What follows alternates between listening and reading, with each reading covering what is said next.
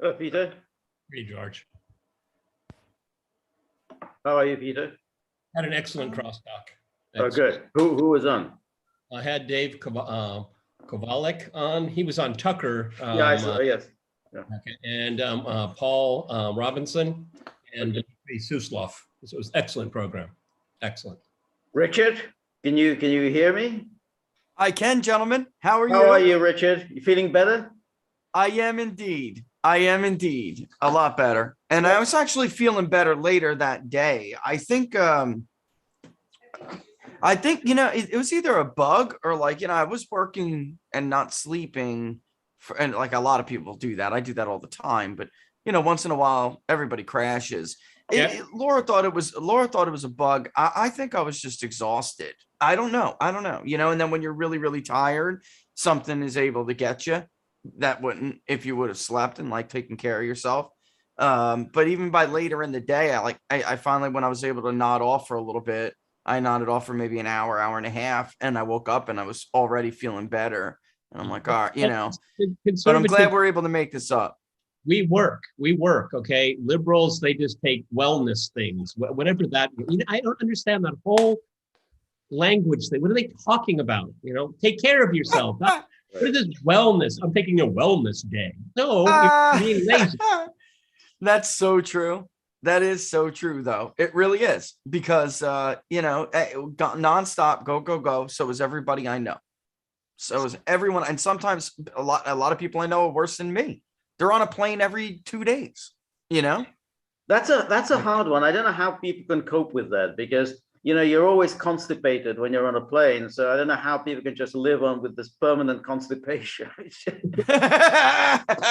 You know what? I totally agree. That's After a couple being a of days, Democrat. yeah, that's that they're used to that. Yeah, every couple, you know, by the time I go out, I'm done by like 2 days, 3 days. I want to go home. You know, like these seminars or these like whatever. I gotta go to this is fine. I have to go to Hillsdale and give a speech at the end of the month. It's 2 days, but by that 2 days, I'll want to go home, but I can't because I have to go to CPAC and do something, even though I can't stand CPAC.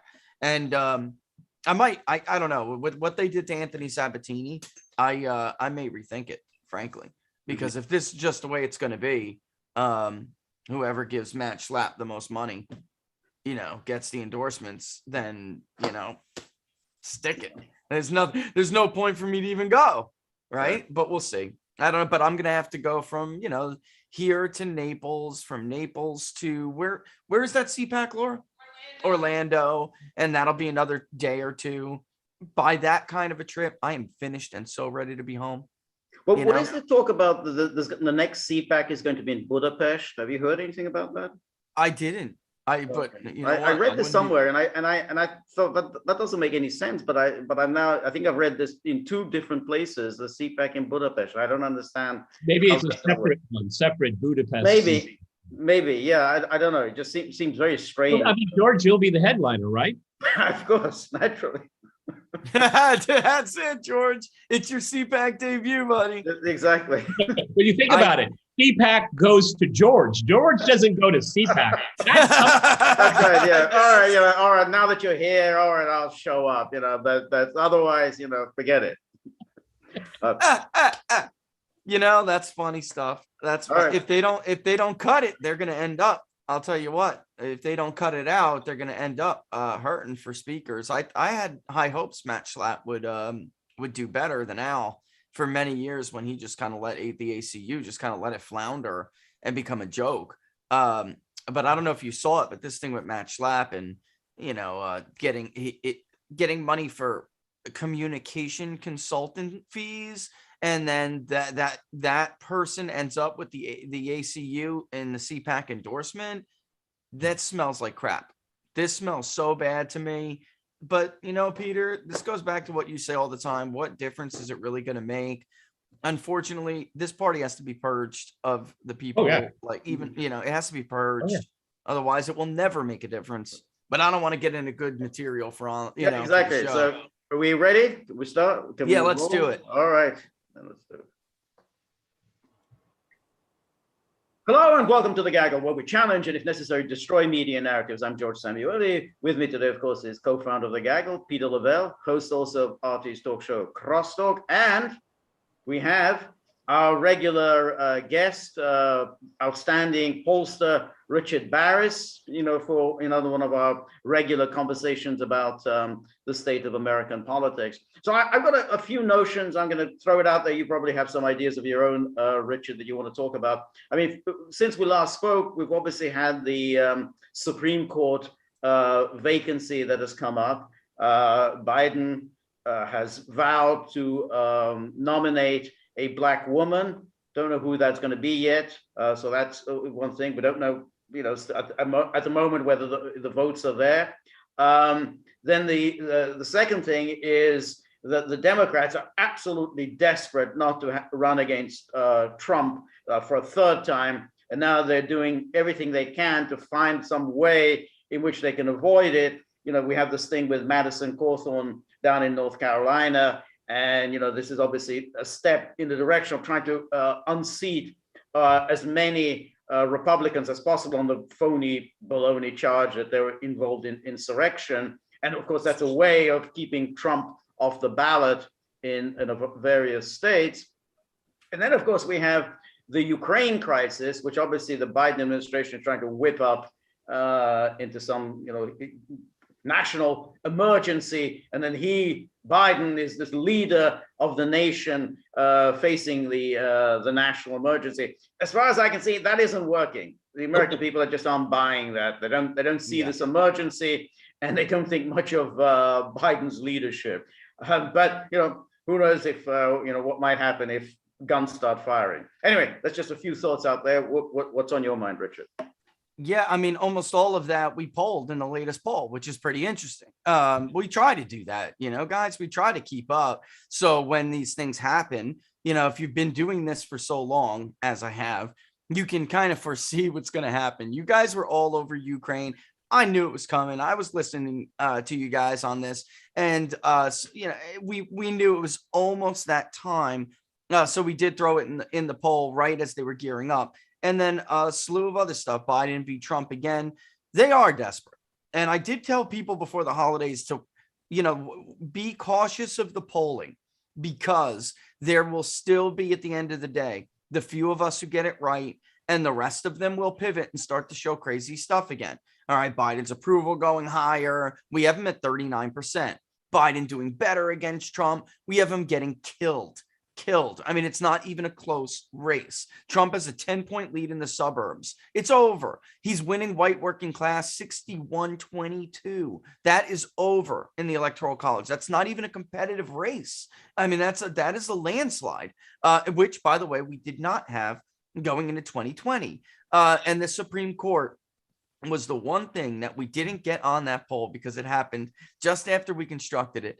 But we have polled in the past about whether or not people want more advocacy, or they want, strict constitutionalism or textualism. And we've given them the definitions, and it's not even close. Now, other people did poll asking about the Supreme Court judge, but on Ukraine, I asked this question because a lot of people thought the numbers that we had were even worse than they thought, but we're right. And I would ask this question in defense of it. Where are all the media polls? Where are they? If this was popular, they'd be all over the headlines. But, airstrikes against Russian targets, 25% of the country thinks that's a good idea. That's it.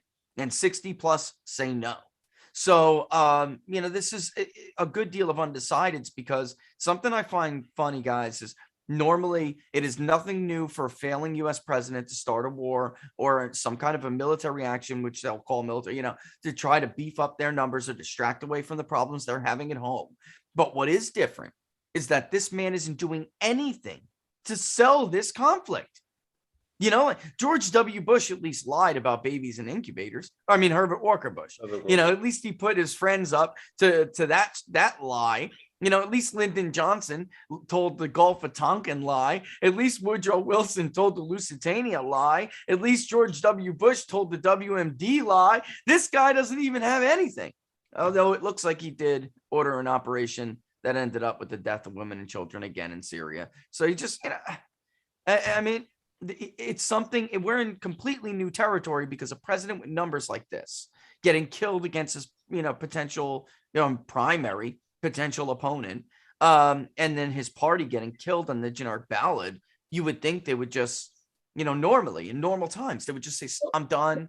I'm going to stop. I'm going to take a breath. I'm going to, pivot. They Okay, but why don't you see that coming? Because we saw that with Clinton. He got a shellacking and he reassessed. They had his love fest with Newt Gingrich, which was really disgusting. But and then we had Obama. Obama pivoted too. I mean, are we waiting for the pivot, or are they setting it up? Because it seems to me that, and George and I talked a lot about Ukraine. I mean, Ned Price's performance with up against Matt Lee, which Matt Lee is a pro at taking on the assertions of power. It was just a international catastrophe. I mean, I'm really at a loss because, again, you guys mentioned the Supreme Court issue. People don't want to make it racial, okay? People just don't want it to be that way, okay? And this bigotry of low expectations, it's so slimy, okay? It's so obvious. It's racist, very racist. But it's not a sense of fair play, okay? I mean, I tend to think that we still have a little bit of that left, okay? A little bit, okay? And even among minorities, it's debasing, okay? You're going to get a black woman will be confirmed. I have no doubt about that. But she's always going to be the one. Oh, they made an exception for you. I mean, is that how far we've come since Martin Luther King? The thing is that it's also very, very crude, and this is what we talked about the other day, which is, the Supreme Court has said, you can have affirmative action as long as you don't call it that. As long as all you're doing is, as long as what you're doing is you're going out of your way to find minorities. You're not actually saying, hey, this job has to go to a black person, because that the Supreme Court said is unconstitutional. But if you say, well, we have to really do an outreach to minorities, then the Supreme Court says, that's fine. But what Biden did clearly violates the Supreme Court. I mean, to say the only person that I'm going to be looking at has to be a black woman, that is unconstitutional according to the Supreme Court. Let me just say, just as to why he won't pivot first, there's only one thing that explains this. He's a sacrificial lamb. He's not going to pivot because they don't intend to. Maybe Biden is deluded, and his wife, who really should be, that the leading by the hand the other day, shame on this woman. Well, she is a doctor. Shame on this woman. She's a doctor. It's elder abuse, guys. This is elder abuse at this point. But on the Supreme Court, maybe him and his wife think they're going to run, but nobody else does. So they're a sacrificial lamb. There's just no way Biden at this point would beat Donald Trump. And if another candidate's name recognition would get higher, they would probably stomp Biden too. And I think people know that at this point. So why are they letting this happen? Because you and I and George have talked about this before. I have surmised, and I continue to believe, it's Susan Rice, it's the Obama crowd. They're the one that's running this, and Biden is the sacrificial lamb. I mean, they'll, through hook or crook or whatever way they can, they will try to get their agenda passed or assigned by executive order, and just let Joe do it, and he'll become more and more unpopular. And then you did your job, Joe. Thank you. Okay, because this is ideological. This is and this is where ideology. This is so ideological. It is at the expense of politics and good policy. Yeah, and you got to remember the situation they were in. They were going to be forced to deal with Bernie Sanders, so they didn't have a perfect situation. Now we hear all these calls, and by the way, they are serious. When you see Doug Schoen, in the Hill writing, "Come on, Hillary, come on back," he's not kidding, and he's not alone. And there are a lot of those neocon so-called Republicans that would actually vote for Hillary Clinton, as they did last time. They would support Hillary Clinton over Donald Trump if she was to take the reins from Joe Biden.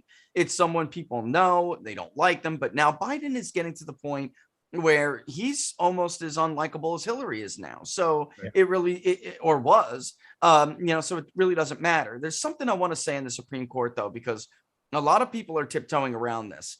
And I'm going to walk up to the line here, but it's the truth and should be said. And it's backed up by polling data. Rasmussen has the gumption to do this, and we have done this in the past. This is my concern. Number one, we all know nobody wants, only in the arena of government would it be legal or okay or not appalling to say that you would pick someone based on race. Only here would that not be viewed clearly as unconstitutional and discriminatory, to the point of illegal discrimination. Yeah. But, you have to pick the best qualified candidate. Only in government, for some reason, do the rules not apply there. But there's something else that I have to bring up. From a data point of view, guys, from a guy who polls public opinion, an educated Black woman is the most likely to be an educated Black left-wing woman is the most likely demographic in the country to be radical to the point of even persecution. So the idea that and that is not to say every single one, of course, would be like that, but someone who knows that they are being picked because of their color of their skin would fall in line with that kind of left wing, because they would feel that the system has wronged them for many, many years, and that it's not discriminatory or illegal in this case, because they're just making it right. And now it's my turn to get back at that, to get back at these people who have wronged us for this long. I don't know why nobody has the courage to talk about this, but it's true. I mean, if you were to get and just pick the best person possible, and they just so happen to be a woman of color, and she accepted that nomination because she was honored and knew she worked hard, you're talking about somebody with a very different character.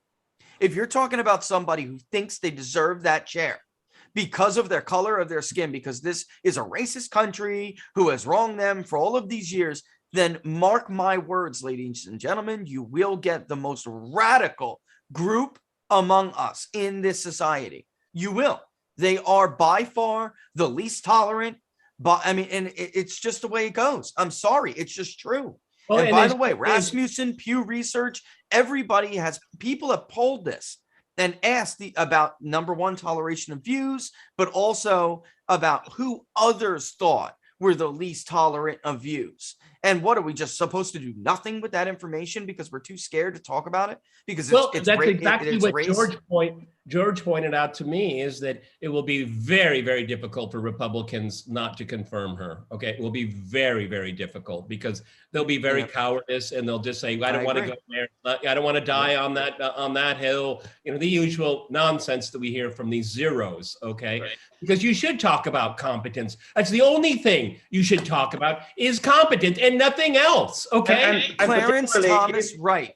Clarence Thomas brought up, when he was going through his nomination, Democrats tried to make it about this woman and this and that, and all he wanted to talk about was competence. He knew he wasn't picked because of the color of his skin. He was picked because he had the best record to defend at the time, because there's a lot that goes into, or was a lot that went into who you pick for Supreme Court. A good enough record where it's defendable, but not too much that your opponents could rifle through it and tear you to pieces. There was an equation for this at one point. It was a little bit more complicated than it needs to be a female woman of color. Good. This is great. And if we do this, she will be a radical way beyond Sonia Sotomayor. Way beyond her.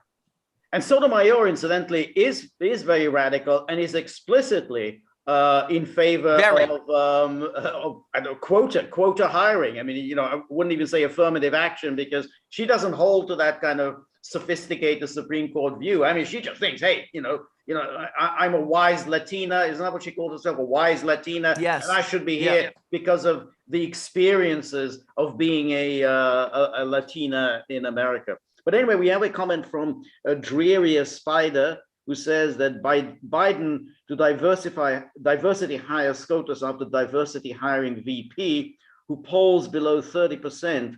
In fact, only polls she climbs attached to men who advance.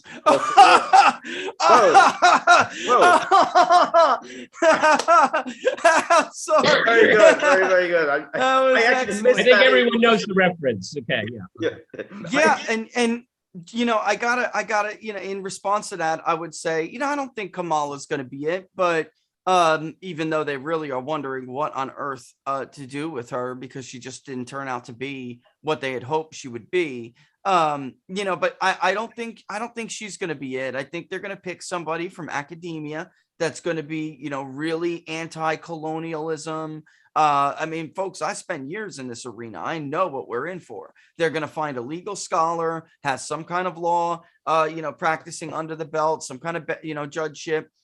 Even if it's a short-term one, but largely came from academia, spent time in academia from any point of her early years, and her rulings will reflect that she is widely, has bought in to the most radical ideology among us. And by the way, if we did I want to say, because I view everything as numbers and representation. If the left is always pining about the makeup of the Supreme Court, but the fact of the matter is, we have a white woman, right? Who we have Justice Breyer is retiring, right? So we'll see what he's replaced with. We have a black man. So look at this demographically. If you put a black woman on the Supreme Court, does that fit their narrative? So they're always saying it's too white male. Well, the country's 70% white. Yeah. What's 70% of 9? Can't do it without that. And if you have 2 out of 2 9, this idea, why does it make it representative by packing it by race? It just doesn't make sense. Their argument doesn't make sense. Richard, you're just white overrepresent, Peter. You're just white overrepresent. You're white-splaining. That's what you're doing. I know I am, but but I'm doing it on purpose, because it's like they are not really talking about representation, Peter. They're talking about over-representation. Well, that's it, because if you have two blacks on the Supreme Court, that's 2 9s. That's more than 20%. That's 22%. Exactly. When 12, the overall population is 12.5%. Right. So that's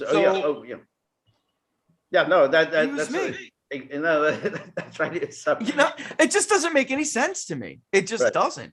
And by the way, it wouldn't even bother me if we didn't make these comments like this. If he picked someone who was of any color, based solely off of their qualifications, then none of us would even want to talk about this. But he's making us by saying, I'm picking a black woman because it's high time we have a black woman. Well, even in the ABC News poll, the vast 80% of the country said that's nuts. Right. So 80% is wrong. Joe Biden's right. There's no white Anglo-Saxon Protestant on that Supreme Court. So there is not. The Catholics, there's Jews. So no white. So the WASPs, who supposedly founded America, they're not represented. Right. At all. The truth be told, they're still the largest religious group in the electorate, if you just kind of put all the Protestants together, roughly 45% plurality, but they're not really represented in institutions. They're certainly not in academia. They're not in the legal branch. They're sure as hell not in the executive branch. So not anymore. So I just don't, it doesn't make any sense to me. If you're going to make this argument, then you're really talking about over-representation, primarily because you feel there's some kind of score that needs to be settled. This is what I'm trying to explain to people. They better get this in their head. They're not talking about equal representation. They're talking about punishment. Yep. This will be punishment. And any woman, any professional woman and especially think about, I'm a white man, it's hard for me to say, but, as a woman of color who worked her butt off through the ranks to get educated, to get a career, anyone who would take the job simply because they know they're a woman of color either views it 2 ways. No, I'm not going to do it because it's debasing. And it doesn't recognize the hard work I put in. And frankly, I'm offended. That would be the one side.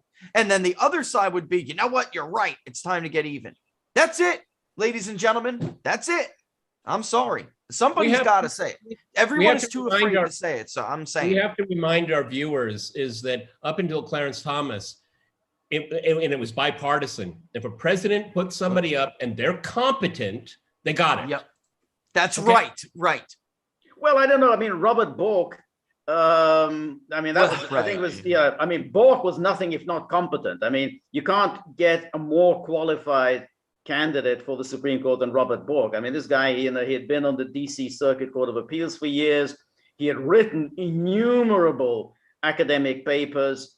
Praised by everybody. Yeah, he'd been the Solicitor General in the Nixon administration. In other words, he had the qualifications. He had Watergate too, but he had Watergate. He was Watergate, but at least what do you suppose? Which is what he said. But what are you supposed to do? The president ordered me to fire them. So that raises the question. George is absolutely. Hang on. George is absolutely right. I should have started with Bork. Okay. Nonetheless, the chief executive, they put somebody up, and Nixon. I think two were rejected, but one was. I think they were, but those were incompetent. Yeah, incompetence and corruption. Yeah. Okay. Harold Carswell, and Clement Hainsworth. I mean, Nixon was only put them up because they were Southerners. I mean, that was part of his Southern strategy. He would nominate these Southerners, but he didn't. It was the issue of their competence was secondary. But there was politics involved. I mean, they were all basically, kind of right-wing Dixiecrats. So there was politics. But guys, that raises, can I ask something then? That raises the question here, guys. So, Democrats definitely, we did a whole analysis, again, I'm a numbers guy, and we went through the history of Supreme Court nominations during the time of Gorsuch to show who, number one, who started this real, visceral opposition. And of course, Robert Bork's a very famous example, but there were other examples of Democrats just behaving in conduct unbecoming. Like Peter said, it really is supposed to be about qualifications. And if the president is entitled to it, he was elected by the people, and he's entitled to his picks as long as they are qualified. That's not just true of the court. That's true of his cabinet and other appointments. And yet there are many instances all throughout history where you can see Democrats just acting in a way that really is unbecoming of a Senate, of a Senate committee or the upper chamber, where it's supposed to be the most deliberative body in the world, right? It was, and they started this and they continued it. Look what they did to Justice Kavanaugh after they did what they did to Bork. Look, Clarence Thomas was successful by his own wit because he's a brilliant man and turned it around on Biden. But that day, they intended to derail and destroy that man. And I thought he was done. I mean, you're probably a little too young to have watched it, but I watched it, and I thought that he was done. I mean, I thought that he wasn't going to save it. Yeah, you thought he was over? Yeah, I was young, but I was like, oh my God. My impression was oh my God, we treat people like this still? Right. That was my impression as a young, I was 13, something like that. So, but this raises to this other question. Why do Republicans feel, whether it's race or by party or whatever it is, why do they feel like they can't do what Democrats do? If because of someone's skin color, you're afraid? I mean, this to me is why they have base problems all the time. I mean, it really is. It has nothing to do with the color of Biden's, whoever his nominee is. It has nothing to do with the color of their skin. It has everything to do with how they will rule in a way that persecutes and attacks the way of life of people who call themselves, non-leftists. And it's not just Republicans, it will be non-leftists. That's how left-wing this justice will be. So why can't they? Look, Democrats, and I don't think anybody should reduce themselves to this behavior, so don't mistake what I'm saying, but Democrats literally accused a man with an impeccable reputation of being a serial rapist. Yep. Ladies and gentlemen, again, play that in your head. And by the way, they used women with mental health problems to do it. And a crook who is now sentenced to prison. Okay? Right. So he will go away, Michael Avenatti. So again, one more time for people to process this. Democrats accused a man with an impeccable reputation, just like Bork, DC Court of Appeals, well known in the community, well known in the area. They accused the man of being a serial rapist. And they did it with women who have mental disorders. So so they'll do that, but you won't take a stand out of principle because you don't agree with the direction the nominee will take the court. Ladies and gentlemen, that's just cowardly. Richard, there you go. You just said it. a principled cowards. stance. But this leftist ideology has no principles. It's only about It has none. Yeah. the people that persecuted Kavanaugh. They feel they did the right thing. I mean, and they go out and have drinks and say, remember how we did that?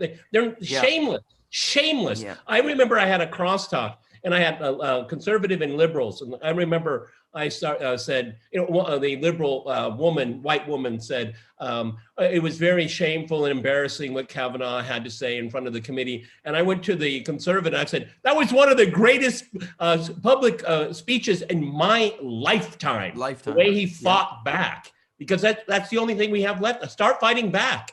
Because imagine if Republicans called him a crybaby, Peter. Could you imagine?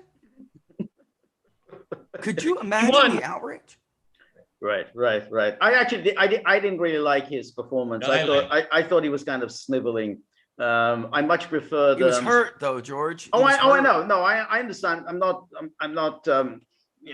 attacking him. And not everyone's a tough guy. You know? People react in different ways to situation. I like Clarence Thomas's reaction when he came out there and he said that this is a high-tech lynching. That this is you people have been lynching people like me for centuries. It's just you kind of find new things to lynch us with, and it's always about sex. It's always somehow the black man, sex. And he brought that up, and the senators really just started squirming, because he nailed them with that. Yeah, when you come up with a black man, you bring up sex. And can we this forever? Can we state for the record, Anita Hill is a liar. The FBI knew she was lying. Anita Hill is a liar. There are still people all over Twitter who believe Anita Hill. They made a movie about the woman. She's a liar, and the FBI knew she was lying. Christine Blasey Ford is a liar. Either that, or in the case of Christine Blasey Ford, I'll actually give her the benefit of the doubt that she may not know reality, and that she may have had something happen to her when she was younger. And again, this goes to what I'm saying. She is in that group that I was talking about, only she's a white woman. It's just different. But she pegged Kavanaugh as her offender because why not? Kavanaugh is a white man, and he represents that group of people that wronged me. So it doesn't matter if I really have that guy, the right guy. He is still that kind of guy. Therefore, he must be persecuted and destroyed. And this is what I'm saying is, this is the mentality that you will get if you pick a black woman who knows she's being, an educated black woman who knows she's being picked simply because of the color of her skin. She'll also believe in the persecution model, which is, you're right, the country has wronged me and I need to get my revenge. And that is, I'm warning the country now. Well, what happens to, let me ask you, Richard. I mean, let's say he nominates a woman, black woman, just like that, and there are academic papers in which she's argued something along those lines that because of history of persecution, blacks should be appointed to everything. And what would the Republicans do at that stage? Yeah, the Democrats, fine, they'll all vote for her, but what would the Republicans do in that stage? I mean, majority of them probably will vote against her, but what will little Lindsey Graham do? He's a coward. What will Romney do? He's a coward. Susan Collins and the rest of them. Meanwhile, I can tell a funny story about Mitt Romney, which I know and I know personally. So John Gibbs, he's running for Michigan's 3rd Congressional District, a very intelligent black man, was the right-hand man to Ben Carson at HUD. He was given an appointment at OPM by Donald Trump, and Mitt Romney basically colluded with CNN to derail his nomination. The phone call between these two men, it was something very stupid where he barely quote tweeted somebody with a hashtag, save whatever, and he wasn't espousing any kind of ridiculous views. Mitt Romney knew it was a joke, but it's all CNN could dig up on him. And you should have heard, John Gibbs should tell you the story himself. Mitt Romney was unmovable. The truth is is that Mitt Romney did not want a Black America First man who thinks for himself to be anywhere in the government. That's it. And neither did CNN. So Mitt Romney got together with CNN and said, we'll do this to him. But this is the same Mitt Romney who will lay down in the fetal position and suck on his thumb when this happens, because it's going to happen, George. We're going to see all the rulings. We're going to see all the radical rulings. We're going to see all the radical writings, and he's going to do nothing. There will be people like Rand Paul and Ted Cruz and others who will say, you know what, I'm deeply concerned. I can't vote to confirm this person. I'm sorry, I can't. And it will be the very usual fold of Mitch McConnell and the rest of them, because that's what they are. They're absolute cowards. And sorry about that. I should have turned the ringer off. But they're absolute cowards. They will be too afraid to take what we were talking about before, a principled stand. That has nothing to do with the color of someone's skin and everything to do with the fact they believe in radical policies that the American public does not believe in. In fact, when we polled for the Epoch Times nationally, when we did the Rust Belt poll for them, and then when we did the public polling project where we were polling battleground states, people who followed it, they remember, and people can go look it up. Everywhere we polled, people wanted a strict constitutional interpretation of the law. They wanted to rule they wanted justices who ruled on precedent. Now, was there 25 to 30%, 33% who would say, I want the liberal view? In some places, yeah, like Minnesota.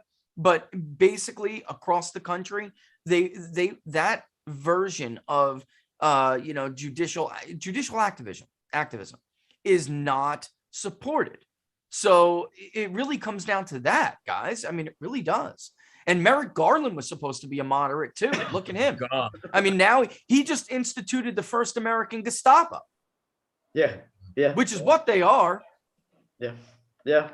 Yes. That's right. I mean, what he did with the parents, essentially calling parents terrorists and mobilizing the entire federal government to go after parents. And based on a complete lie that the parents had acted violently, when the only evidence they had was this man who was distressed over his daughter who had been sexually assaulted, and that the school board had lied about it to him. He was that's it. He was naturally distressed as any father would be. On video, George. He wasn't violent. Exactly. He wasn't even violent. That's right. He was just upset. He was distressed. Yeah. So yeah. Anyway, we have a comment here from Ryan Baudouin.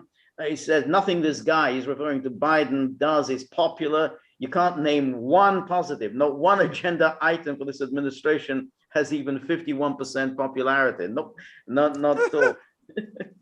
Well, Richard, what's your read of how the administration reacts to polling?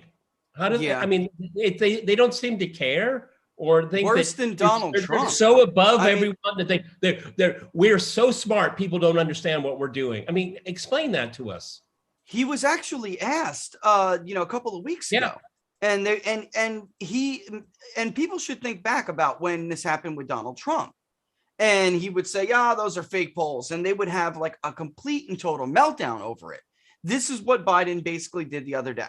And he said, well, not basically, that is what he did, only it was slightly worse because Biden wasn't saying, I don't believe your fake polls. Look at the polls that are good. And which is what Trump would say. He would say, I don't believe your fake polls. Look at the polls that are actually accurate. And I'm not doing that bad. That is what Trump would say. And they would have a field day with him. With Biden, he just flatly painted everybody with the same brush.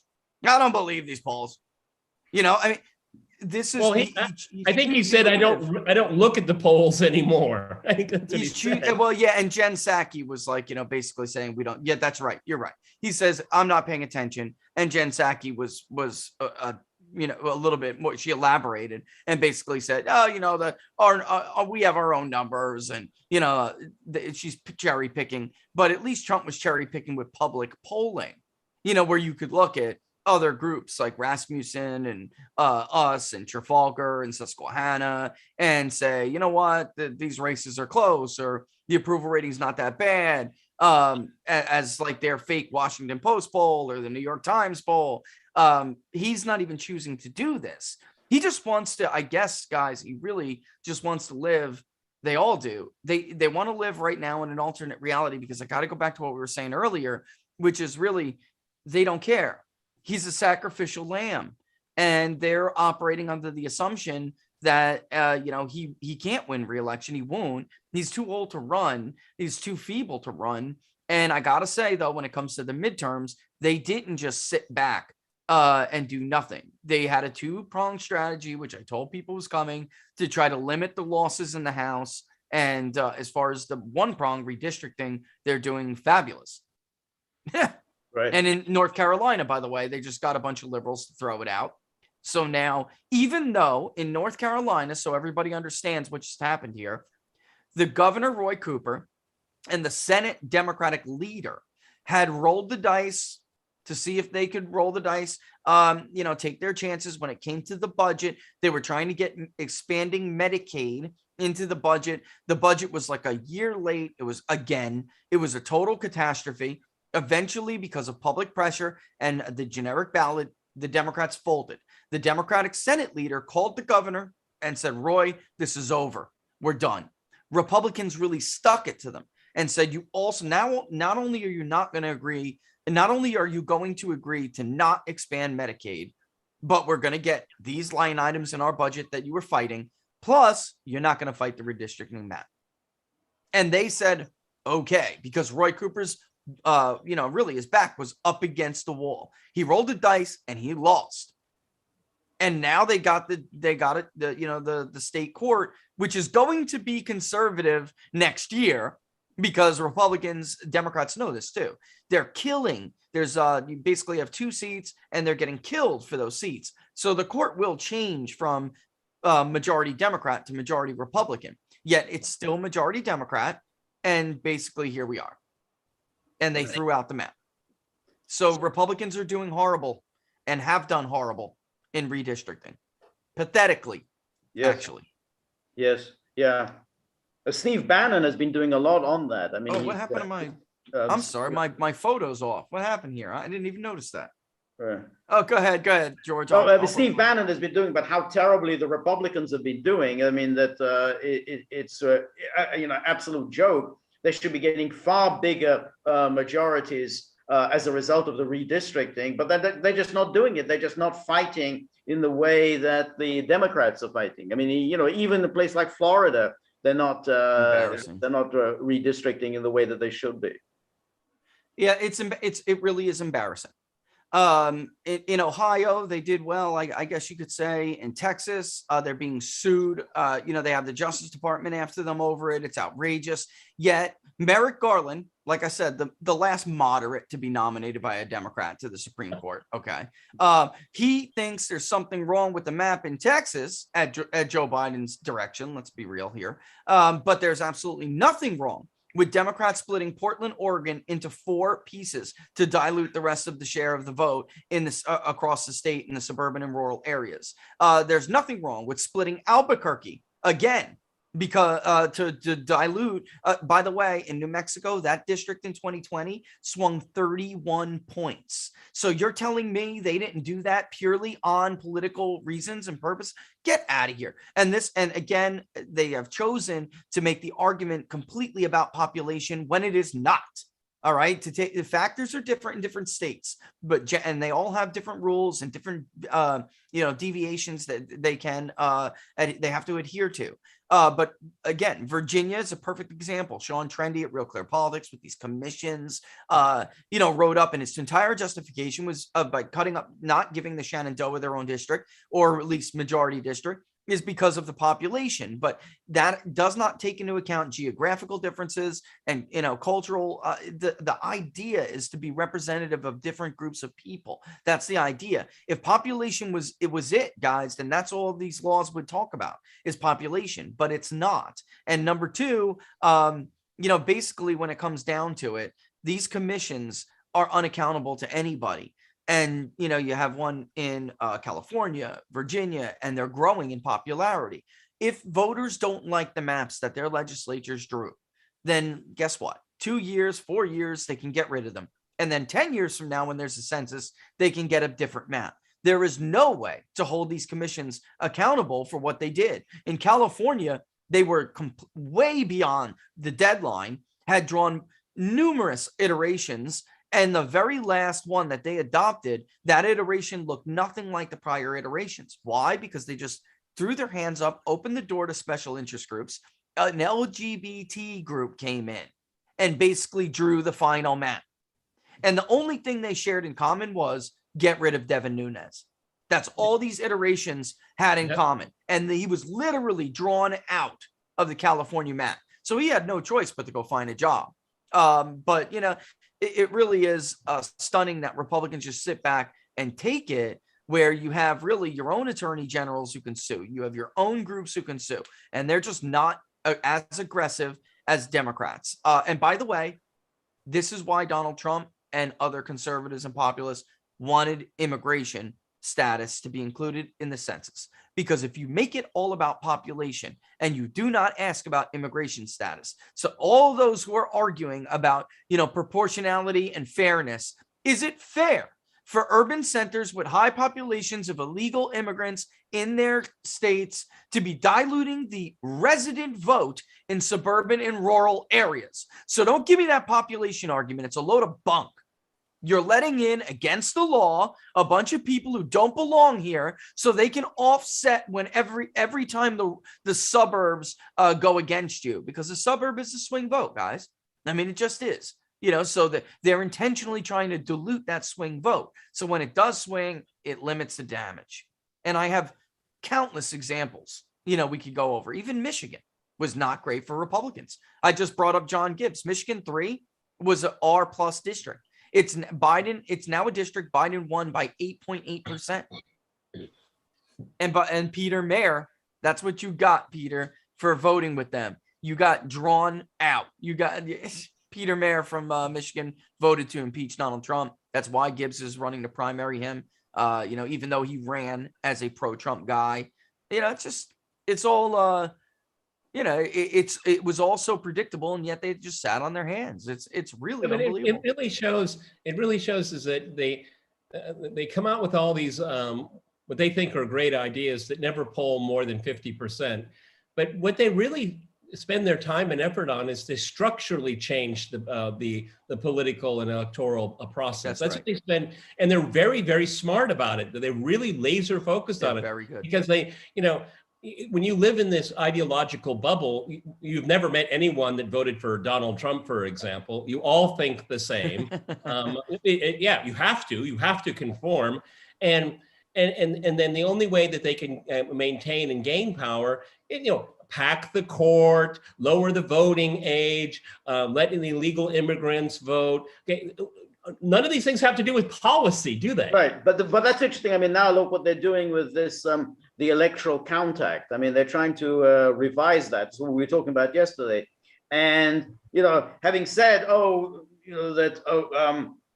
Mike Pence, he's just a master of ceremonies. He has no power at all to alter the certification of the vote. Now they're going to overturn that Electoral Count Act. So, well, you know, maybe the vice president was a little bit more than just simply a master of ceremonies. But the Republicans are going along with this. All of the anti-Trump people, all those Rob Portman and Murkowski and Susan Collins, and I guess Mitch McConnell as well, they're going to go along with the Democrats and overturn that Electoral Count Act to make sure that no one will ever be able to challenge the certification of the vote in the future. So again, Republicans are going along with it. I mean, Democrats are very shrewd. They saw what happened in 2020. Say, hey, we're not going to allow that to happen again. Yeah, I mean, the bottom line is Donald Trump's statement. You can't argue with the logic of his statement that day. A couple of days ago when he released that statement, he said, you know, if Mike Pence did not have the power to do so, then what is the point of this bill? And the fact remains, Robert Barnes was right. We have historical precedent of a vice president saying these electors don't pass muster. Sorry. And two separate events when that happened. So instead of the media ever addressing those substantive events and the substantive arguments, they just lied. And now we're getting a bill like this that's getting crammed. And they are doing this, George. Even Republicans are going to go along with it, guys, because the next time they know they don't have control of the base. And when it comes to the Republican primary, God forbid that Republican wins, it's another Donald Trump, or it is Donald Trump and it's Ron DeSantis maybe next time, right? Then we'll see we'll see how it goes. They can't have that uncertainty. They're not going to just sit back and say, hey, we'll see how it goes. See, that's such a good point, and I'm so glad that you made it, because first of all, the left has complete contempt for more than half of the population. But Absolutely. the Republican Party leadership doesn't think much better of them either. Yep. That's exactly right. And by the way, if you saw the last polling we did, the base doesn't think very much of them either. I got to tell you, I mean, Republican leaders keep polling so badly. They're basically getting a lead on the generic ballot by default right now.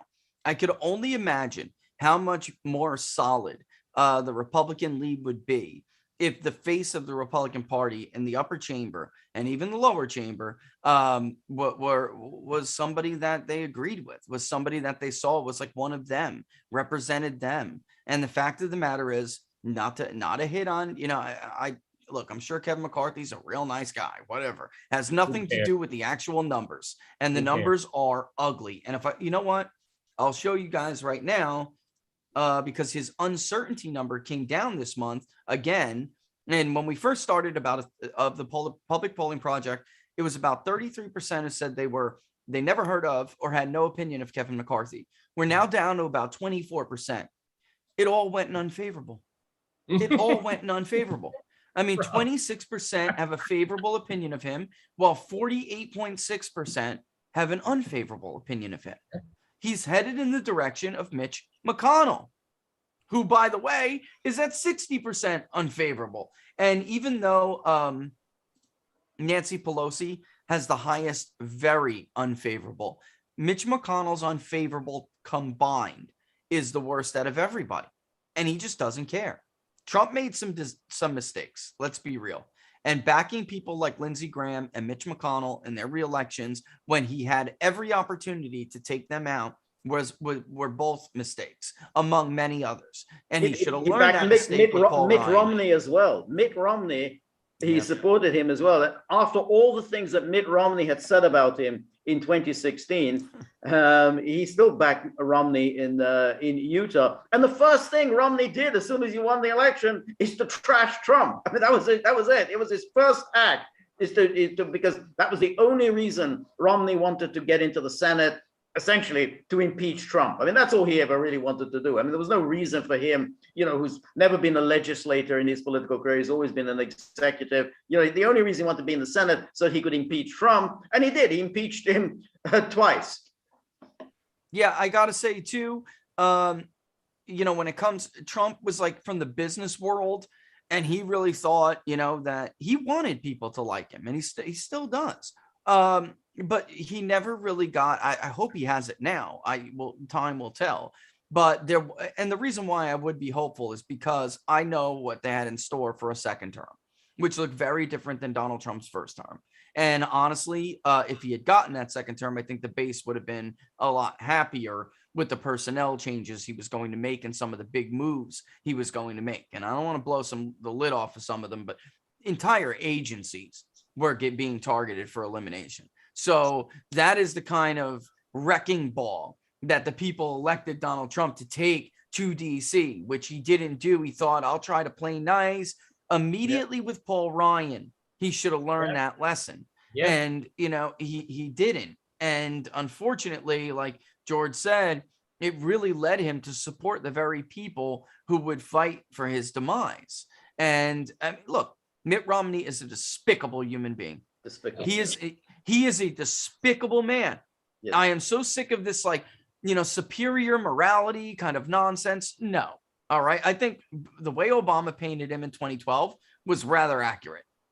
At the time, I didn't think it was, but the more you learn about Mitt Romney and the more people you get familiar that know him, it becomes very clear. This is not some virtuous man who and all of them are like that. Look, Mitt Romney turned on Donald Trump again he had like 3 flip-flops with him. He turned on Donald Trump when he didn't get the Secretary of State. Then he came back to play nice to get the Senate seat. right? And this is what they do. Adam Kinzinger right now, who along with Liz Cheney was censured by the RNC last week. Adam Kinzinger was Donald Trump's best friend until he realized he was not getting appointed the Secretary of the Air Force, which is what he wanted. And then he became his enemy. Judge Napolitano, same thing. He really thought he was going to get appointed by Donald Trump to the Supreme Court. He didn't get it. He turned into Donald Trump's I swear, guys, I kid you not. This man was deluded. He was running around telling friends and family. He was running around. We know it. We've spoken to people. He was walking around telling friends and family, did you know you're talking to the next Supreme Court justice? I kid you not. He really believed that. And only when he didn't get that appointment did he make a deal with Shepard Smith to get back on Fox News. Yep. And that deal was, you have to be my anti-Trump legal analyst when it comes to Russia. And he totally agreed. He totally signed on. And that is what accounted for Judge Napolitano's change in heart. Adam Kinzinger is just, there's a lot there, in that example, because he's a warmonger. He's a neocon. He is not a conservative. He is one of those Republican veterans that I always warn the base about. Very few of them will let you down. I would say far more likely than not, they will end up being John McCain's, Dan Crenshaw's, Adam Kinzinger's than they will be Tom Cotton's. All right. Somebody who's actually seen the war up close and knows that, the cost, both in treasure and in blood and in mental health, mental fitness. Then he's not so eager all the time to jump on it, especially when it's not in the interest of the American people. Right. So he's got a much more. Tom Cotton is somebody who definitely has the America first priority that these other Crenshaws and McCain's and Kinzingers don't. But he still has a lot of neocon tendencies and reflexes. OK, he's not as bad as them, but I would argue he's definitely, you're right. He isn't Rand Paul. That's for damn sure. But that's one of the things that George and I have talked about at great length, is that there's an open lane here for conservatives of just tired of these stupid wars, tired of the waste, tired of empire, because there are obvious winners and there are obvious losers, and they're middle-class people, poor people always are the losers. Matter of fact, all around the world, by the way. Okay, and so it just really pains me, this whole Ukraine thing, where George and I have pointed out that it just reflex. It's like, with a stopwatch, you stop it and then you reset. They reset right where they were before. I mean, we're right back to George W. Bush. They've learned nothing since then. Okay, they haven't.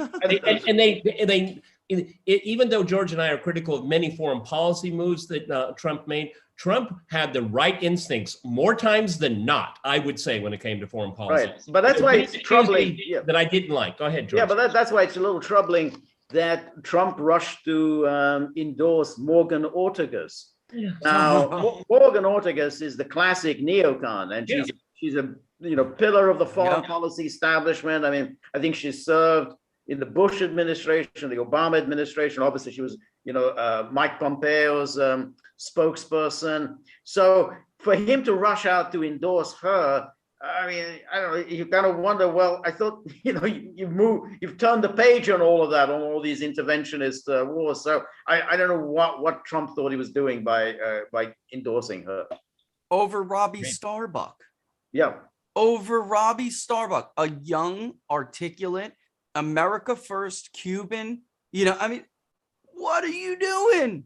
And actually, when that happened, I got awoken at like 4 or 5 in the morning by people, close, like what on earth happened here? There needs to be a better system for vetting these people. And people I'm talking about people who work for the president and were advancing his America First agenda in his administration, in the government, and they hate her. They hate her. The consensus is, for people who don't know, that she was a Pompeo acolyte who was a neocon through and through, did everything in her power to thwart, the non-interventionalist people in the government. She was horrible. I mean, this is like somebody who's Bill Kristol in a dress. I mean, what are you doing? But there apparently is some problems with vetting, I guess. I don't really know the word. And by the way, I can show people if you guys want me to. I could, Peter brought up Ukraine, and we asked, or I could just tell people, but we asked about putting U.S. troops on the ground and in combat, putting U.S. troops on the ground to serve as combat advisors, launching U.S. airstrikes against Russian targets, using the U.S. to provide lethal aid, weapons, using the U.S. military to provide only humanitarian aid. People said overwhelmingly, if there is a conflict and there needs to be humanitarian aid, Americans are generous. They are by nature. And 60% said we would be in favor of using the military to provide humanitarian aid if necessary. If we're talking about just like lethal weapons, I think what happened here, because it was still opposed by 7 points, which normally people are like, all right, give them guns. And even though they don't want to get involved with the actual fighting, I think what happened here is that Afghanistan was still fresh in their mind, guys. And they're like, you know what? I want to be a little bit careful about who we give the weapons to, because we just left billions of dollars in weaponry behind for the Taliban and other terrorist groups to no doubt use on us sometime down the road. So I'm not really willing right now to give away weapons. Also, the name of the game in this survey was the level of concern about inflation and shortages. So people really didn't at all want to talk about Ukraine or spending money on Ukraine. Like, so my inflation is going to go higher because we have to print money to help them? No, thank you. And they don't even really understand it. It was like 12 to 16% who constantly told us undecided because they really didn't even know what was going on in Ukraine. Yeah. This is what I was saying when I was saying, this is what I meant when I was saying that Joe Biden is doing something no president has ever done, which is not even try to sell the action. Right. He's not even trying to make a case. Right. No, I think that's a very good point. And it's something that we have talked about, that every time Blinken starts making a speech and then he says, well, now I'm going to explain why Ukraine is so important. When people always ask me, why is Ukraine important? Now let me explain. And of course, he doesn't explain. And he said, well, well, because it's important because it's important. And it has something to do with our values. Our values, exactly. And we can't allow might to be right, and we can't allow big countries to bully little countries. And nobody knows what the hell. We don't believe in spheres of influence except for our sphere of influence. Except for our sphere. Right. That's right. So he's not able to, because at least, as you said, Richard, I mean, with George W. Bush, he says, okay, he implied very strongly that Saddam Hussein was involved in the 9/11 terrorist attacks and that he had weapons of mass destruction, which he will use just as, Osama bin Laden attacked the Twin Towers. So there was at least that aspect to it. But Biden hasn't done that. He still hasn't persuaded why does Ukraine matter? Because even if what you say is true, even if Russia is on the point of invading, even then, why does it matter? What does it do to the United States? I mean, it's a long way away. It's a quarrel among people of whom we know nothing. Yeah. But I mean, the interesting thing too is that even the stenographers for the State Department and the Pentagon, I mean, every once in a while they let it slip, but they say, but Ukraine isn't in NATO, is it? Yes. No, it's not. No kidding. That's right. Yeah. That's a very important point. Exactly. So they can't even do that one, that, oh, well, Ukraine is still a member of NATO, because it isn't. And so saying it's a NATO partner, well, what the hell is a NATO partner? It's a strategic partner. Well, what the hell's that? So it's a NATO ally. So they just keep redefining these terms, but they can't say what is obvious, which is it's not a member of NATO. Well, they can't say the obvious version. The obvious is, well, we just want to mess with Russia. That's really all they want. Right. And plus arms sales and all kinds, advisors, and the think tanks, they can start generate all their papers that are paid, the Atlantic Council. I mean, they got to have to do something, George. Okay. Right. Yeah, that's right. That's right.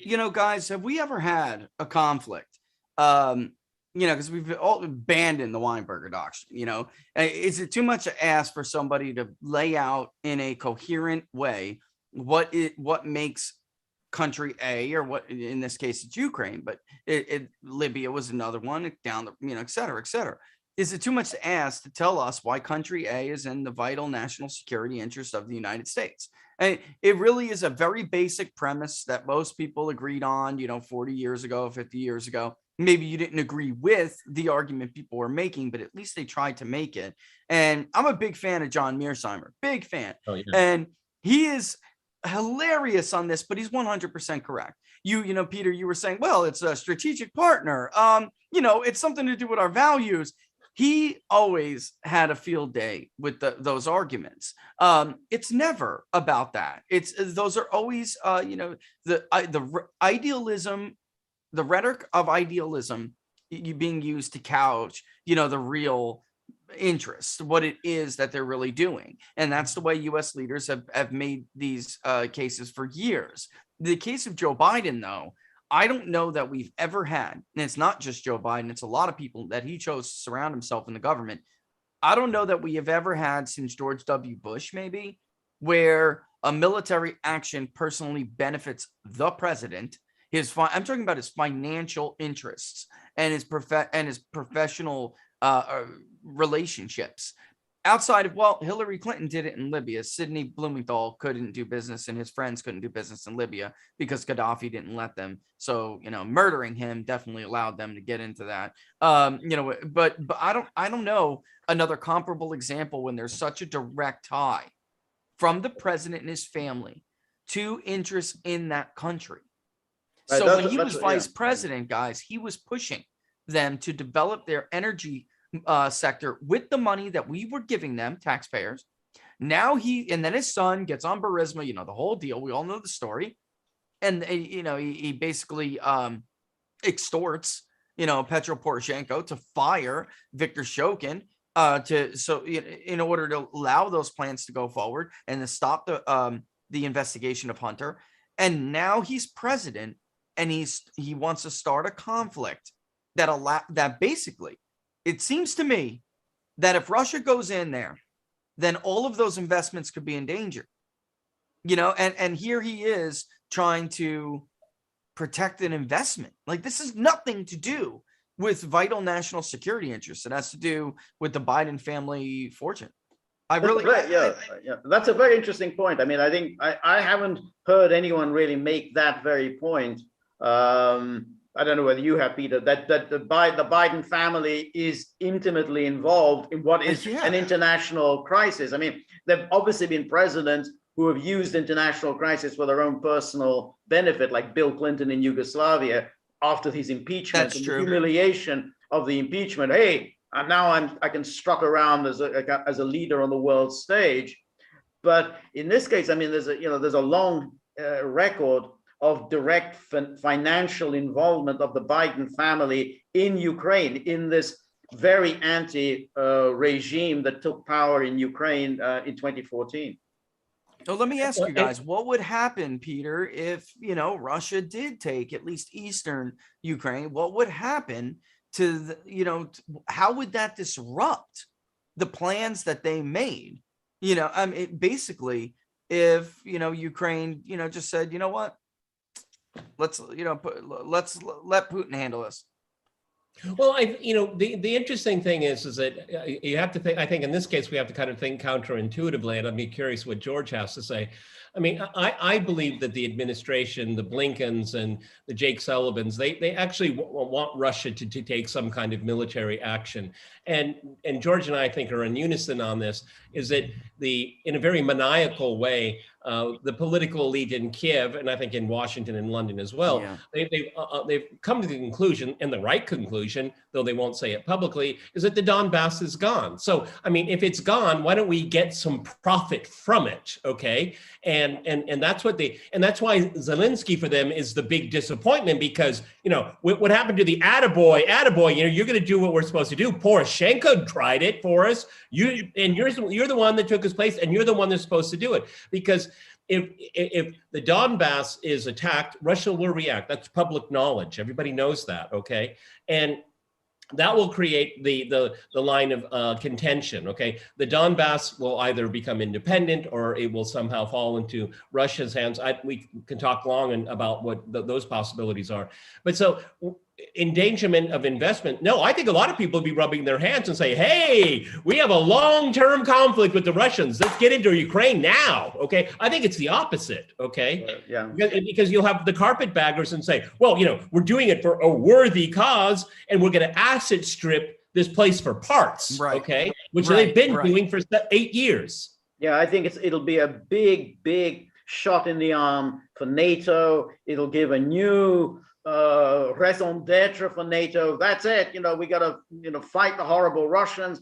All of Europe will be mobilized. All of the voices that urged out of a business-like relationship with Russia, investing in Russia, cordiality with Russia, those voices will be stilled. They'll be out of power, and basically Russian-European relations will be destroyed for a generation, maybe 2 generations. And this is exactly what U.S. policymakers wanted, because now they've got what they have, which is a Europe completely under the United States' thumb. So I think that is the goal, and they are trying to goad Russia into an intervention. And I think Russians are being very prudent. I mean, they know there's a trap being laid for them, and they are absolutely determined not to walk into that trap. But yeah, I mean, I think that that's the U.S. goal, and I think it's a very dangerous goal. But I think that's ultimately what it's about. And then if we continue with this scenario, is that then some kind of rump state of Ukraine will be invited into NATO. NATO will put these intermediate missiles up to the Russian border, and the Russians have basically, when they say technical military means, they mean, if you put those missiles there, we're going to take it out. And George and I are in agreement, maybe give you an hour and a half to get your guys out, a courtesy call, and then we're going to take them out. Just like Kennedy said to Khrushchev, we'll take them out, okay? But see, all of the warmongers, all of the arms producers, all of the neocons, they're winners. This is their wet dream. This is what they want. No, I think so, because if you go back to 1991 and the dissolution of the Warsaw Pact, U.S. policymakers were very depressed. I mean, they were panicking. What the hell are we going to do? Because now, we're going to have to dissolve NATO, and we're going to have to sort of attend to all sorts of domestic issues. The end of the good old days of Cold War, throwing our weight around, Europe under our thumb. And lo and behold, they kind of reinvented themselves. They reinvented NATO and greatly expanded NATO, and it was it was fun while it lasted, which is about 30 years. That's such a great way of putting it. It was fun while it lasted. Yeah, and then the inevitable happened, which is Russia got fed up with it and said, that's it. We're just not going to put up with this anymore. Now, the Americans are seeking. Well, maybe we can still turn it to our advantage and just simply draw this dividing line, this east-west dividing line, once again. So, most likely the Churchill's Iron Curtain, which is from the Stettin in the Baltic to Trieste in the Adriatic, now it's going to be right on Russia's borders, so, they'll say, hey, this is pretty good. We've made progress since Churchill. Would you agree with me? So since 1991 to 2022, NATO's expansion, it's good work if you can get it? Yeah, I'd say so.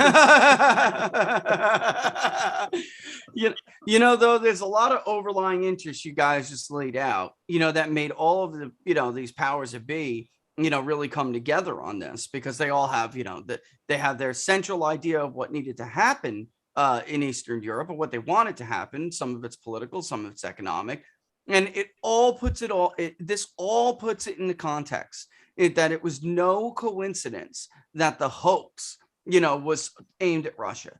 It was no coincidence that he was impeached over a phone call with the Ukrainian president, right? So all of this really should make sense to everybody now, if it didn't when it was happening, right? So this all had to do with aid and political, interests, and this general idea of NATO, by the way, Donald Trump believed needed to be, if not disbanded, then it had to evolve.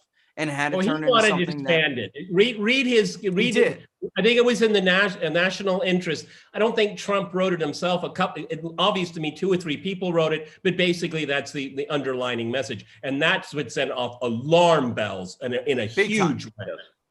Yeah, and at that point, that was when you were going to have this like so-called bipartisan, basically broad-based opposition to him from the powers that be. They were not going to tolerate that kind of upset of their status quo. It's their status quo. A lot of people, they built their lives and careers and fortunes and reputations off of this world order. So, you just can't come in. I think it was smart to use the angle that he did use, which, these countries don't contribute, we're the suckers. That was a good first start, but you could clearly see that he believed that this thing had really lived out its purpose. And it would be more, it could do more harm than at this point it could do good.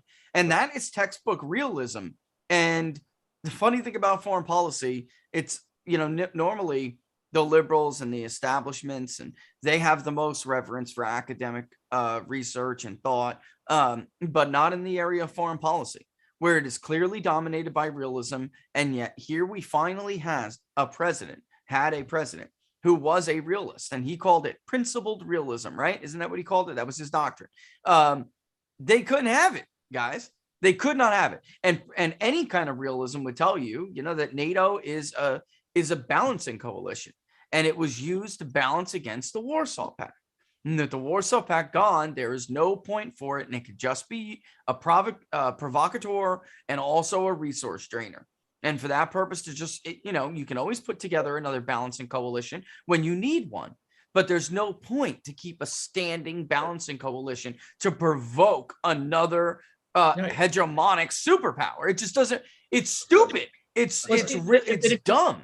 If you look at what the Russians have proposed, going back, and it was made public on December 17th, and George and I have talked exhaustively about this, is that if the West, well, I think they should, accept Russia's proposals for a restructuring of pan-European security arrangements, it would actually work. But then you wouldn't need NATO, and you wouldn't need all these standing armies. You wouldn't need, whole bureaucracies would be made redundant, up to 5,000, if not more, 5,000 permanent NATO bureaucrats in Brussels with their palatial existence. That would go away too. I mean, this is an institutional grift that is, and I think I said it yesterday, George. I mean, NATO is like 70 years old. It's an old lady. It's time to retire. Okay. Well, that's it. And the thing is that what would take its place? Well, states would get along normally. I mean, basically, there is no external threat. I mean, that was the point. I mean, you had NATO. NATO was founded. Okay, basically, it was supposedly out of fear of invasion by the Red Army. Even though nobody, even in 1949, no one really believed that it was any likelihood. Right. That's the joke of it all, George. Yeah. But now, I mean, you've got this giant alliance which has to invent new missions for itself. So as it does so, it's getting itself into very dangerous conflicts, apart from causing all sorts of crises. I mean, like we've seen Libya. I mean, we're still living with all the horrific consequences of its totally unnecessary intervention in Libya. And now you've got a crisis with Russia. Now, Russia's a nuclear superpower. You don't want to get yourself into a crisis with a nuclear superpower. That's a very dangerous path. It happened. Cuban Missile Crisis. We've been still talk about it 60 years ago. Now this is a regular thing. I mean, this is like every day we're kind of at eyeball to eyeball, as they used to say. That's not a good situation to be in, and that's NATO has done this. No one else but NATO. Isn't the smarter play? And I'm doing this, I'm putting my INR hat on here. We're talking about coalitions, bandwagoning, right? Isn't the smartest play for the US to have a better relationship with Russia, a more friendly relationship with Russia, and forget about NATO and focus on a completely new balancing coalition that would include, I don't know, India, Japan. And by the way, I'm a big proponent of letting Japan go. Let them go. Forget about this US will defend you thing. No, rebuild your very significant military capabilities, please. Do me a favor and do it. This is a small island, a group of islands that essentially took on a much larger, much highly populated power for hundreds and hundreds, if not thousands of years, who now is our true enemy. They're an enemy. China is an enemy. Almost got sick this morning watching Good Morning America, with their stupid little cold weather gear on. If this was Bill Clinton, even definitely Donald Trump, or maybe even Barack Obama, but if anybody else at this point was in his shoes, Reagan for sure, we wouldn't even be focusing. We wouldn't even be talking about the Beijing Olympics because of what they did to the world with this virus. Are you kidding me? I mean, this is a joke, but we're focused on Russia. They're the enemy. And we're like, rubbing elbows with Beijing right now and talking cute about Olympics. This is totally backward. What I don't like, okay, different countries hold the Olympic Games all the time. Okay, I'm not going to go to Calvary on that one, but what I don't like is it's a domestic political issue in the United States. Okay, it's all what Biden is doing. Biden has agreed to this. Nancy Pelosi said this. It's a domestic political issue. I firmly believe, and we can respectfully disagree with one another on this. I mean, I think about the athletes. I came from a swimming family. I had a brother that was a really great swimmer. He didn't reach his potential, but he put the time in and the effort in, and so many. Yeah, I see that argument. I really don't like this demonization foreign policy. That is not a foreign policy. It is not about your interest. China is a very serious competitor, if not adversary, okay? But do it on the right thing, okay? I think it's so cheap to do this. Laura Ingraham, not 1 minute. I mean, I find it just exhausting, okay? No, I see that argument, but just hear me out for a second.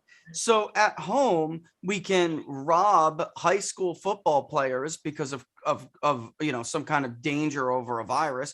We can rob them of their college careers. We can rob college athletes of their professional careers, over a threat to public health. But here we have Beijing hosting the Olympics with God knows what else they have going around, by the way, right now, which nobody in the American media is talking about. They're calling it some kind of variant, but it doesn't appear to be a COVID variant at all. I don't want to get into it. I know you're on YouTube, but here we're doing this domestically, Peter. So it's all right to rob these people of those opportunities, but it's perfectly okay to send them to Beijing. But you can't blame Beijing because Americans instituted the stupid idea of lockdowns. Okay, but is it the Johns Hopkins University, the report that came out? Yeah. Oh, devastating. Oh, come on. Okay, so I mean, I see your point. But say, Richard, then we just don't have Olympics. Okay, just that's right.